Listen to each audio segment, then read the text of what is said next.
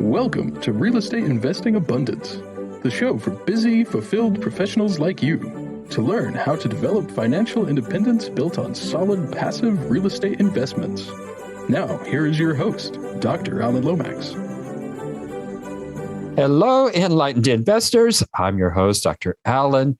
While many multifamily investors shy away from Section 8 housing, our guest embraces the opportunities hid in this asset class. Tom Cruz is a 33-year-old real estate investor out of Wilmington, North Carolina.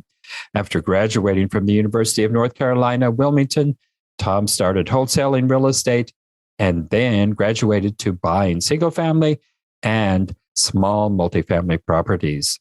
So, Tom, before we get into real estate, share a memorable experience from your formative years that helped you to be the person you are today. Yeah, I think that would probably be something that was more, entrepreneurship driven.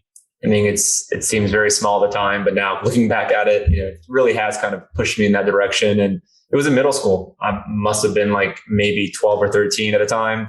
And I kind of learned about Pokemon cards. I was really into Pokemon cards at the time. And I had gotten a really rare card. And when I was at my after school program at the YMCA, I had some kid offer me $200 for it, which now adjusted for inflation is probably $1,000 today. But anyways, back then to me at 13, that you might as well, give me $10,000. I sold the card. Yeah, it was like a bunch of small bills, like ones, fives, and tens, and like you put together. And I'll never forget the moment where I jumped in my mom's Toyota Camry after the YMCA and I put all this money out, and she was like thinking I was selling drugs at the YMCA. And that was my first transaction, like that I can legitimately remember and mark down. And I was like, man, I took something that I bought with my own money for $5 and I flipped it for 200 overnight simply because, I had something that somebody else wanted. They valued it. And that was just a very basic, learning lesson in entrepreneurship. And then from that point on, I sold everything from candy to paintball guns to anything else that I was interested in at the time. And then eventually, obviously in college, I got into real estate, and yeah, the rest was history. So I think at some level that kind of helped me guide my way, at least into not wanting to work for anybody. And I saw that light bulb moment as far as what's possible, when you kind of go a different route. Well, that's interesting. It's always interesting to get a picture of how it is that people actually did become entrepreneurs, because It is an unusual path. Not many people follow that path. Right. Tell us, you started out actually just a graduate from college and you started wholesaling. Well, first of all, what is wholesaling?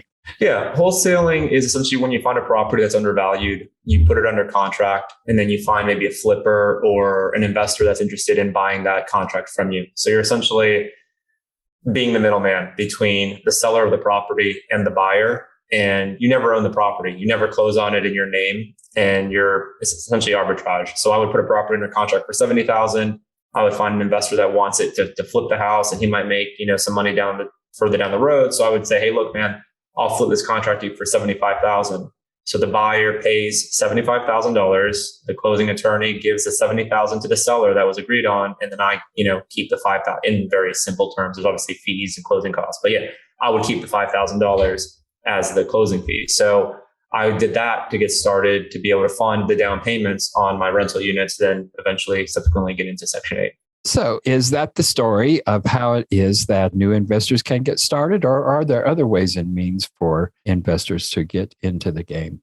Everyone has different starting points. I actually do Section 8 coaching. So I talk to, students all the time. Some of them are vice presidents of product of Facebook and they make $600,000 a year. So they can get into real estate super fast. Some people are at an entry level $40,000 a year job. So it really depends on where you're starting off capital wise and then credit wise and liquidity and net worth wise. If you're starting very low, then yeah, wholesaling is a great way to start. You only need maybe $300-500 to put a property under contract. It's $60,000 to $70,000, and then you spend time finding a buyer for it. And right now in this market, if you find any deal that has potential equity in it, you're going to flip it. There's no way around it. You're going to make money on it because inventory is so low. Everybody's looking to buy constantly. So grab it, put it under contract, throw it on Craigslist or Facebook Marketplace, and make $5,000 or $7,000. And that's what I did.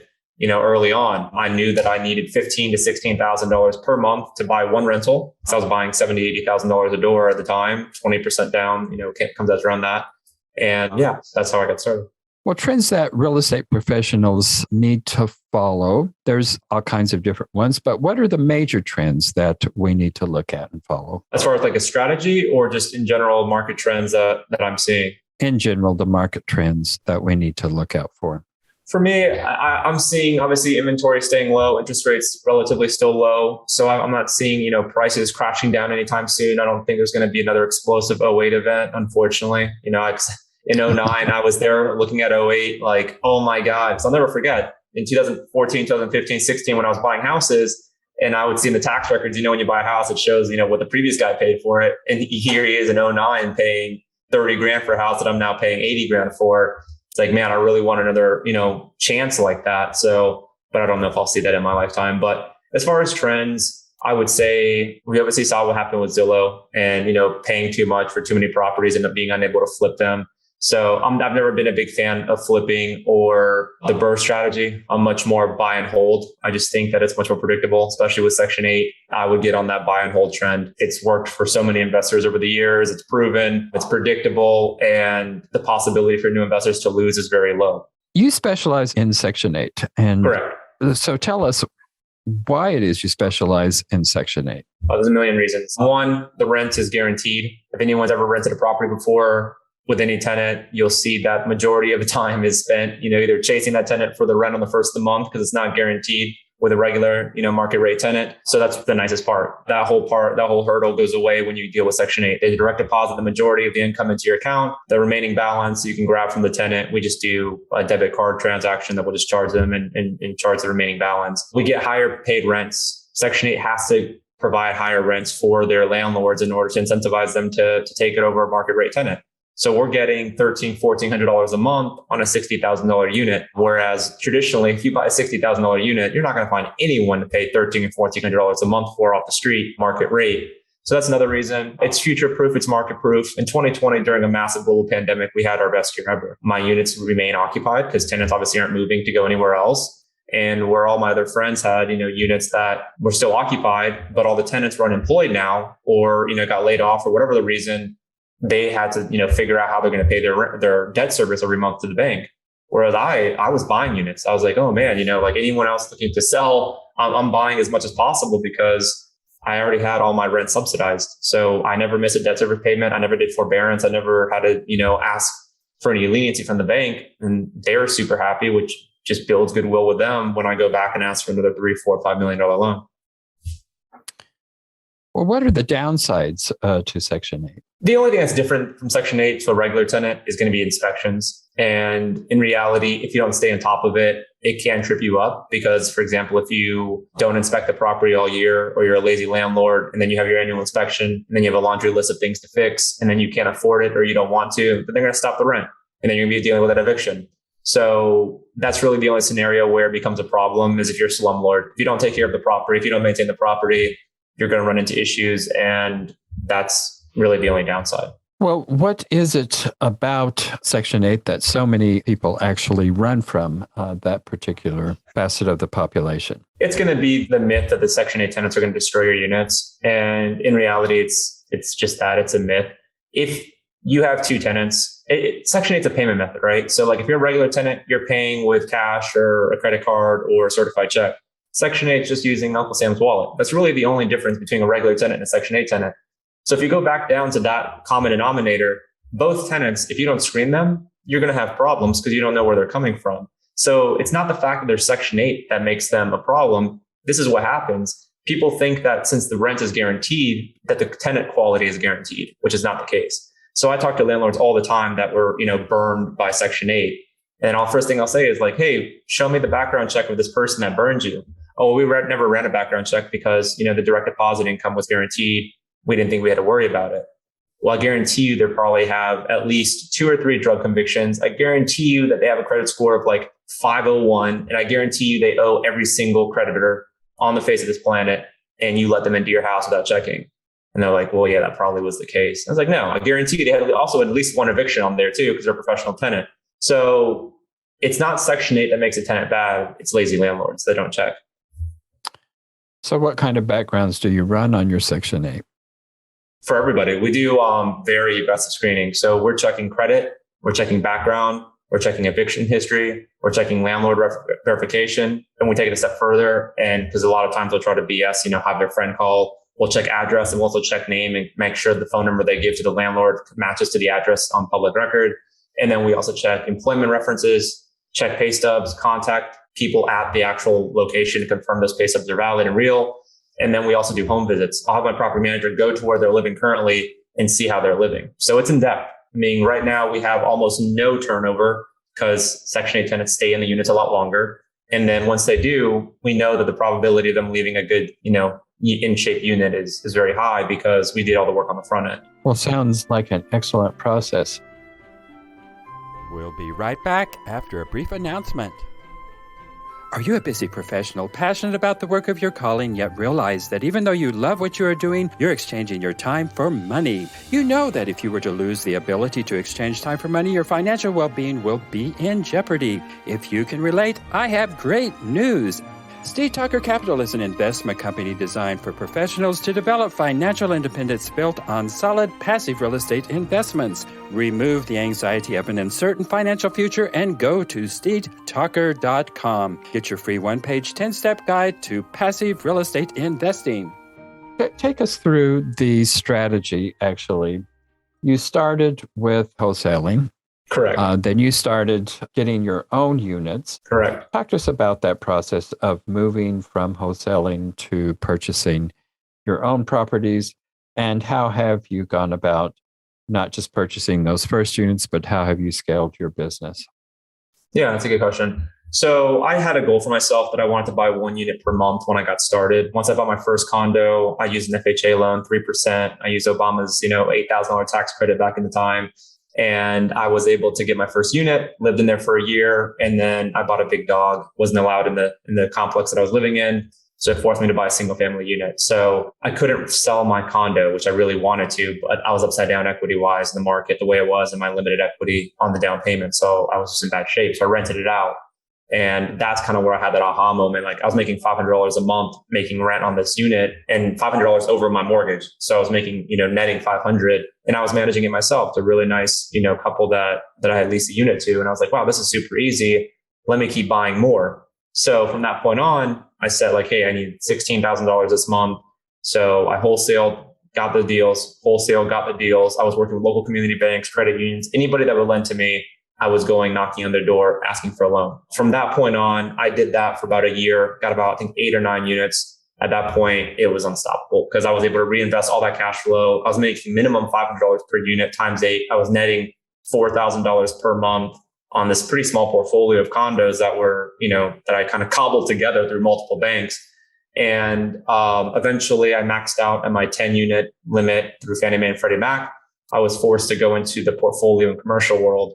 So I started talking to other credit unions that held their paper in-house, to other mortgage brokers that were open to lending, and commercial loans. I got into the commercial world and started doing 10-year balloons, 5-year balloons, started doing some type of like guidance line, credit lines that they would allow me to do whenever they would give me that, when they would have the risk tolerance for me. So at the time I was 25, 26, I still had limited credit, and I only had 5, 6, 7 units at a time. So it's not like I had this huge balance sheet and this huge, I wasn't able to show a ton of net worth to be able to justify continue getting a ton of loans. That's why I eventually started getting into other people's money. At this point, I had a track record that was long enough where I could go to an investor and say, hey, look, are you interested in investing with me? I have this amount of units. I'm looking for $100,000. Cool. Local investor threw $100,000 in. We bought another 6 units. He liked the way that it went. He was getting his return. We did another $250,000. So that way is kind of how I started snowballing that and being able to continue to add more properties to my portfolio. And then eventually I started doing cash out refis. Now a year's gone by, equity's gone by, rent stabilization has occurred, and I'm able to start pulling money out to pay back my investors, buy them out, and keep the units to myself. So that's kind of how I started to scale. Can you give us the approximate time frame from the point where you started out and to that point where you were able to start refinancing and buying out the investors? Yeah, I would say between 12 and 18 months for the most part. Some of them had seasoning periods. Some of them were commercial and they didn't care. So for the most part, this is all less than 2 years as far as being able to kind of take off. And then after my third year, I was looking at much bigger portfolios. I have one, I don't know if you include the link, where I bought 92 units for 6.2 million. And then 2 years later, we stabilized it. And me and my partner sold actually that one for, I think, 10.2 million. So we were able to realize a pretty big gain on that. So that all kind of comes into play and that's something that I would have done different sooner, which I always get asked this question is like, if I were to start all over again, what would I do? I would stop focusing on me providing the down payment funds and kind of do it one by one, which is very slow and time consuming. And I mean, it's great because I built all these lending relationships, but at the same time, I could have had 500 units in probably 5 or 6 years instead of 8 or 9 years had I started talking to higher net worth individuals first. After I had maybe 5 or 10 units, I could have gone to them and say, hey, look, I'm trying to get to 1,000 units. Let me show you kind of what I've already done. And then I think it would have at least kind of set the seed for a lot of them to then start getting money. Because when you realize in real estate, there's so much money out there. There's so many people sitting on $2, $3, $4, $5 million that don't know what to do with it. And all it takes is showing them a good plan. And real estate's inherently a good investment. And it's something that they can go put a lien on. So the risk is very low. So selling somebody on a real estate investment is very easy. I hear that a lot of times from a lot of investors who say, I wished I had started using other people's money long before I did. And that I had started actually essentially thinking bigger long before I actually did. It seems like we all have those limitations. We set ourselves up for limiting ourselves because we don't see ourselves as big as what we actually can be. Exactly. Just a human fallacy there. So what is the biggest takeaway that you can share with our investors from your investment experiences? I would say for new investors, mostly is who I'm talking to. We can get more into detail as far as who your general audience is, if they're beginners or more advanced or multifamily and already have units. But I'm finding in my coaching with people that haven't started, their biggest thing is analysis paralysis. They get so tied up in looking at ROI and cap rates and cash on cash return and pro formas and profit loss and balance sheet and all these financials. I was like, man, it's a $60,000 house. You don't need to do all this. Look at it, do the due diligence, does it cash flow, yes or no, buy the unit, and then get started. Fortunately, I never got stuck in the weeds like that. I just looked at it and I was like, hey, what's the worst case scenario if I buy a second unit and I can't rent it? Okay, it's $400 a month. It's not going to, end me financially if I can't cover the mortgage for 30 days while I wait for a good tenant to cover it. So I would say just do it. I hate for it to sound cliche, but once you get that first rent check, once you understand the power of passive income and being able to manage your own properties, it's addicting. And then before you know it, you'll be at your second or third unit. And that's how I did it. A lot of the units that I bought, I put under contract before I even had the cash available to close. I would just put it under because I liked it. It was a good investment. And then I figured it out later. Wholesale, credit card advances, reinvesting cash from other ones, trying to do a cash out refi to get that cash to close on this one at the same time. I just got creative. And once you're under the gun, crazy things start to happen, Yeah. Well, Tom, how can our viewers and listeners get in touch with you? Yeah, no, I appreciate it. I'm pretty big on social media. Instagram and TikTok are the two biggest ones that I'm active on. So T Cruz NC, that's T as in Tom, Cruz, CRUZ, NC, like North Carolina. And then you guys can also go to section8formula.com, the number 8formula.com. I have a $5,000 coaching and Section 8 course that I help people get started with Section 8, understand all the pitfalls, learn how to buy, find, and finance and close on these units. Well, great. Well, Tom, I have one last question. What was one of the greatest or most difficult setbacks in your life? How did you come through that time? And what was the greatest lesson you learned from that? It was actually probably a real estate deal that went wrong. I, about halfway through this journey, I started getting too confident and got cocky and thought that everything I touched turned to gold. And that is very much not the case. And me and a partner went into deal. He trusted me with $250,000 to put down on this $1 million, I think it was like a 15 unit portfolio. It was like 3 triplexes and a couple of duplexes and some single families mixed in. And I just bought it and didn't do the due diligence on it. When we closed on it, the day we closed on it, we got hit with all sorts of code enforcement notices. We got hit with all sorts of, vacancies that weren't expected.